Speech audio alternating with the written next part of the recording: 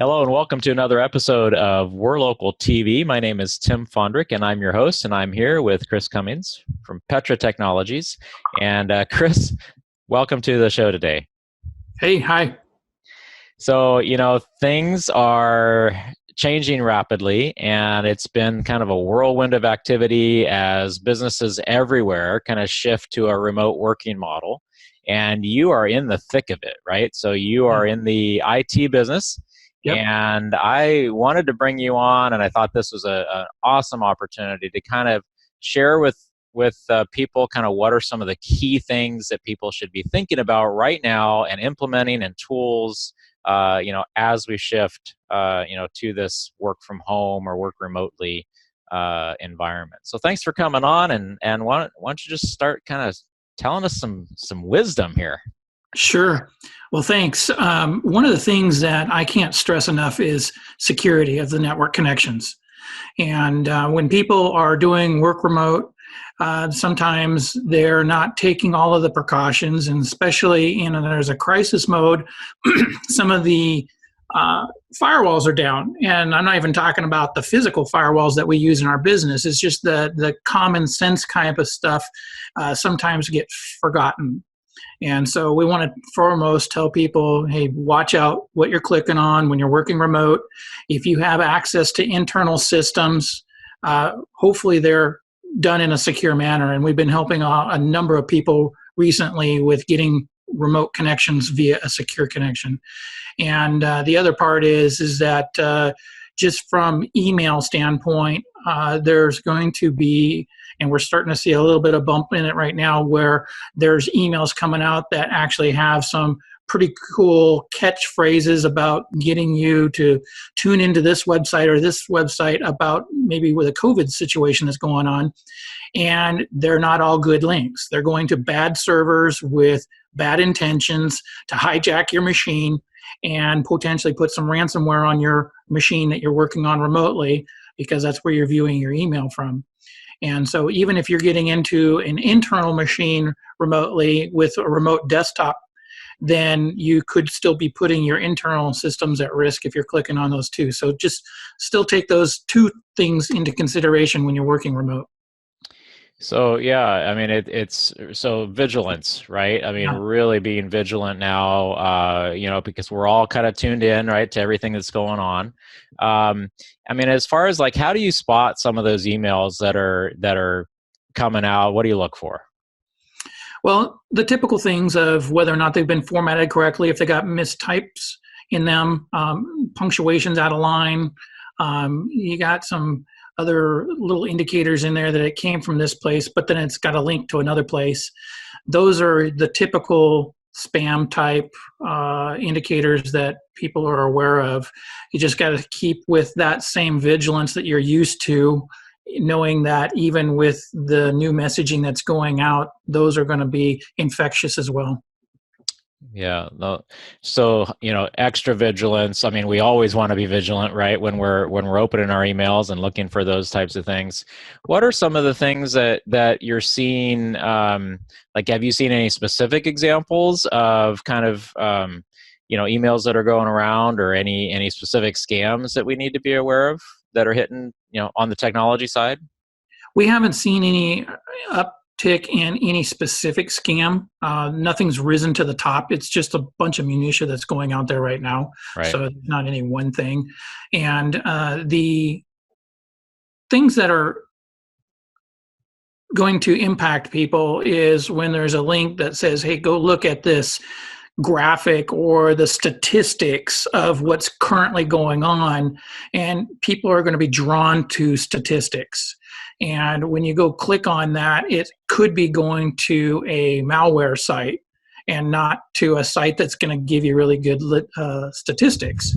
And those, even though they might be a secure site with the padlock up in the corner, which even the hackers do this nowadays, it's going to be a site that could potentially infect your machine because you've gone there, you've asked for that information, and there could be some document that they make available for free, which could be a Word document or a PDF document that you would even download through the website, put it on your machine, and that could be infectious. Those are some different types of examples.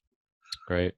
Well, and I'm again, like I kind of opened initially, you guys are in the thick of this, right? So, what as you're helping your customers, I'd love to kind of hear, like, what are you guys doing to come alongside your customers right now? We're giving them a phone call. We're reaching out and making sure, number one, that they're able to do work remote as much as possible.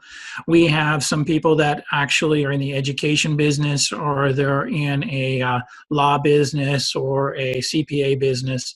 And in those cases, some have a combination of systems that need to have access to their own internal office. So like there's a file server there and they still need to have access to those. Or there's some actually that are utilizing cloud services like a CRM application that is already cloud hosted. Their Google Drive is already cloud hosted, and those guys are able to work pretty seamless already being remote. But now you have the whole cultural shift. I'm used to going down the hall and I'm talking to somebody to get a check signed if I need to go walk out with a check. So now there's the inner office communications that's a little bit different, and people are saying, well, how do I communicate with somebody down the hall that used to be physically down the hall? Right. So there's the Microsoft Teams, there's the Slack, there's other tools out there that can kind of keep people into that chat mode and use those tools. But then again, it's a new tool, so now I got to learn how is it appropriate to use it? How often can I interrupt you? Because now it's right there at my keyboard. And so do I get to ask you a question every 5 minutes, or should I be asking when it's appropriate to pick up the phone? There's all this stuff that's coming into play now for people who aren't used to working remotely. And so we've actually had a number of our people work remote many times. And so we're kind of used to this in and out of the office. And one of the tips that I tell people is just be mindful of their schedules. Give them a little prompt that says, hey, I need to chat. I need to have a little bit of your time, maybe 15 minutes, 30 minutes. And can we get on to a Teams meeting or a Zoom meeting and talk about this? Or can we just pick it up over the phone? And just kind of using some of the quick communications to let them know what the bigger communication need is. And that's been really helpful too. Yeah, I like that. We've actually recently kind of implemented some team meeting rhythm that can help identify like what we're looking for in terms of time. So like we've kind of defined it in our office and now remote offices or remote working. But basically, like, if we're talking about a 5-minute type deal, I need 5 minutes of your time. We'll say, well, we need a huddle. Right. Mm-hmm. And then if we need about 30 to 45 minutes, we'll say, well, we just need we need a brief. Mm-hmm. And then, then longer ones we've got different names for. But that has helped tremendously, actually, just to kind of give this expectation and then what we're trying to shoot for. We don't always make it, but it gives a nice the biggie, obviously, is to have the repetitive ones already scheduled. And, okay, can this wait for our weekly Tuesday meeting? And put it on the agenda for a Tuesday meeting. And for the things that can't wait that long, obviously, we're talking about the interrupted type, the mechanisms that we're talking about. Right. Yeah. So are you guys using and helping your customers? So, I mean, in terms of like teamwork, not teamwork, Microsoft Teams, sorry, that's another tool we use is Teamwork. But Microsoft Teams, do you kind of have a favorite platform that you're helping people with right now, or what does that look like? We're very much integrated with Office 365 ourselves, and so we've been utilizing Teams. Slack is another one that we've had even prior to using Teams, and so that's the one that's predominantly used for the chatter that goes on throughout the week. And so it's pretty easy to set that up into channels. Both of them can have channels. And so if you have a company that's big enough and you want to kind of keep some of the chatter down to a minimum, you can actually have channels that are departmental. So you can have maybe a shipping channel or a administrative channel so that people aren't having to watch everything flying by. Of course, you can be a member of multiple channels, and you can have certain channels that actually can bleep you and certain channels that are just quiet until you go take a look. Right. Yeah, we use Slack quite a bit, and we've got different channels, and we just find that really helpful for that group communication, and then segmented communication as we need it. So Right. cool. And Well, eventually you might even see that blow up to the point to where, hey, time out, time out. It's a huddle. yeah, It's a meeting. yeah. And we need to loop some other people in here that aren't able to talk fast enough because guess what? They're working. Right. Amazing. Yeah, indeed.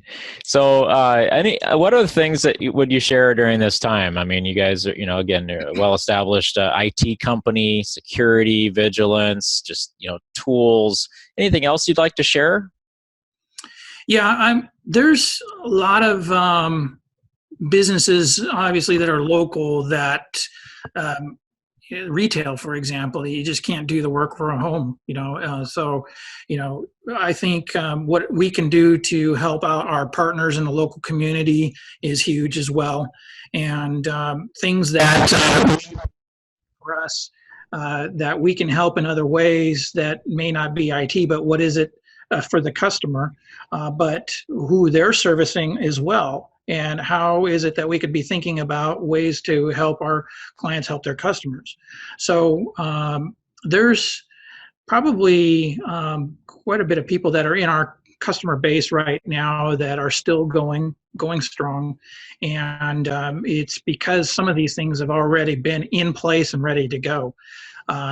For voice over IP, that's probably the biggest hurdle that people are trying to deal with right now. Lack of voice over IP solutions. So if you have a traditional phone system in your office, you can no doubt forward the phone call, but then you have to decide, okay, all the phone calls now that come in have to go to Betty. She has messages, and now she's actually using Slack or email to get the message out to Bob so that Bob can return the phone call. Right. It is a little bit of a complication. Obviously, it's doable in this short period of time. But if somebody doesn't have voice over IP's phone solutions currently, they may want to be looking at it pretty soon. Obviously, it's not something that can be turned on tomorrow. It requires a bit of planning and signing up for the service, et cetera, et cetera. But I don't see this going away as far as the technology. People are going to be forced to use the technology now because of the restrictions that we have in place.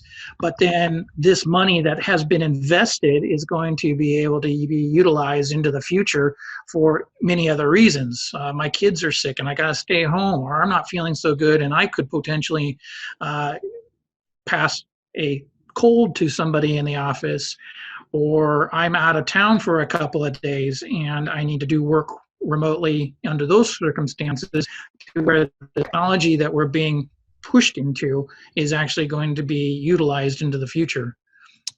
Yeah, I think that's a really good point because, I think what we're seeing is, yes, we're all kind of being forced at the moment, but, as I talk to a lot of, our customers and our people, colleagues in our industry, et cetera, I mean, I think we're seeing, kind of a fundamental opportunity and shift to get these things in place, and that's probably not going to change. I mean, you think about how many people have used Zoom for the first time, in the last 2 weeks, or maybe have signed up for Slack or Teams or, whatever. And Right. I think we're seeing some fundamental shifts that will come out of this that will probably stick around, for sure.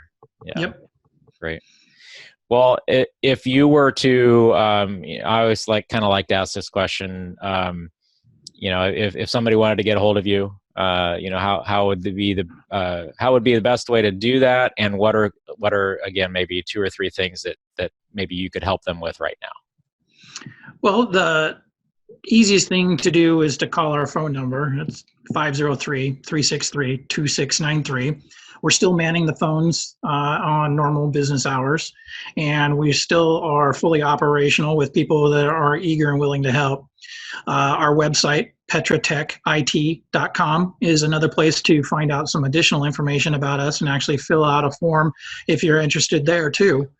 Some of the things that we can be helping people with right away is to get their teams working if they already have Office 365, get their Slack up and running if they haven't been using that. We could actually get some remote desktop services into place with a little bit of time and planning. Again, we want to not jump into something that opens a big gaping hole into somebody's network.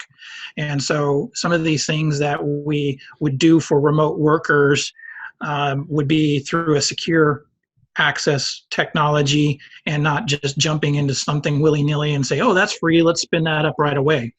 I'm in fear right now that there are a number of people that are downloading something that is free just to get remote access to their network so that they can do work.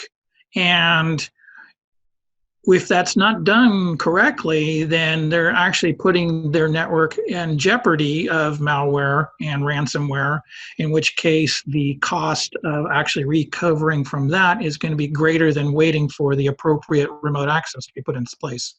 Right. No, really good points. And, so I think if anybody has a need, reach out to Chris and his team. They do a great job. Just real quick, can you share kind of what Petra, the origin story of your name? Oh, sure. Well, Mark Hicks and we got together about a couple years ago now. And so Hicks Technology Services here in town, a company of about 34 years old, and TTJ Netcom, a company of about 39 years old, had a lot of similarities in delivering the services for companies that are about 20 to 30 users in size that have a professional office and need some IT services that with managed services, you don't have to have an on-site IT person. And we can usually offer those services much more cost-effective by having it outsourced than having an internal person that you pay full-time for. And because those models were fairly similar, we thought we could actually put two companies together and with the economies of scale actually bring some new services to the table and ramp up some specialties in-house that we couldn't do as two separate companies. And so in 2019, then we formed a new company name as a result of our two companies coming together. And that company became Petra Technologies, and we provide rock solid IT. That's awesome. Well, Chris Cummings, thanks so much, Petra Technologies, for joining me today. We're going to get this out and get the word out, and appreciate it. Any closing nuggets for us? The little rocks, so to speak. The thing is just be cautious, work remotely responsibly, I guess. Right now is just also stay in contact with your colleagues at the office. Even though you're not there in person, still reach out throughout the phone and reach out through video frequently. We as human beings are still needing some of this interaction that normally happens inside the office. Now we have to come up with new ways to do it remotely. And so for me personally, I like being out and about. So being cooped up in home, maybe cooped is a little bit of a harsh word, but being at home for so long right. Is a little bit difficult. So I'll have to admit, I still visit my local tap house down the street just to see how things are going down the street too. And I think we need to still stay in touch with people and not lose track of our community. I think wise words, and like I've been saying pretty much, for every chance I guess, we're in this together, we're better together, and together we'll get through this. So yes, definitely. Let's stay in touch, and thanks, Chris. I appreciate it, and have a great day. Thank you.